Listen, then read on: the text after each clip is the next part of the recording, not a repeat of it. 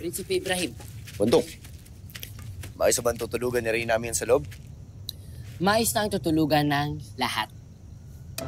At halata naman na masyado mong pag-aalala sa harabian.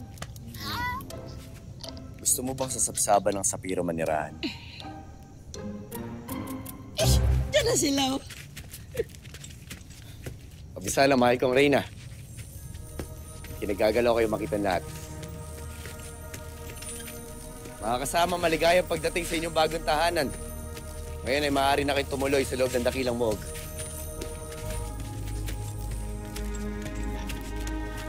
Bakit ganyan ang inyong mga wangis? Oo nga. Parang malulungkot kayong lahat. Bakit tawag mo yan? Ano yan? Si Lira. Nasaan si Lira? Akil. Si Lira. Ano yan? Hindi namin kasama si Lira. Pagkat nawawala muli siya. Nawawalang muli. Hindi ba't ibiniling ko sa iyong ating anak? Amin, ano't pinabayaan mo siya? At paano nawala si Lira? Si Alena ang sisihin mo at huwag si Amihan. Siya ang dahilan kung bakit nawawala si Lira. Ginawa ko naman ng lahat para labanan si Alena Ibrahim. Ngunit wala din ako nagawa.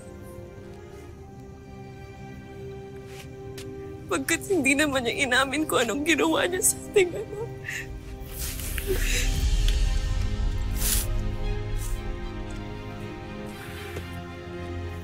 Yan.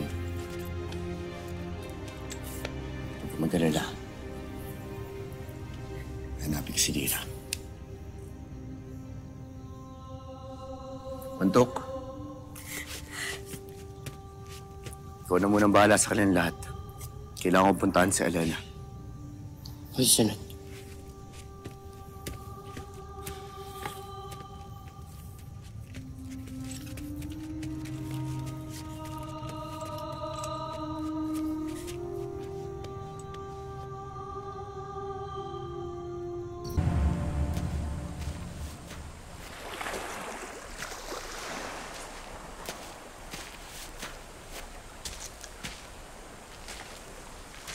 Sabi ko na nga ba dito ito matatagpuan?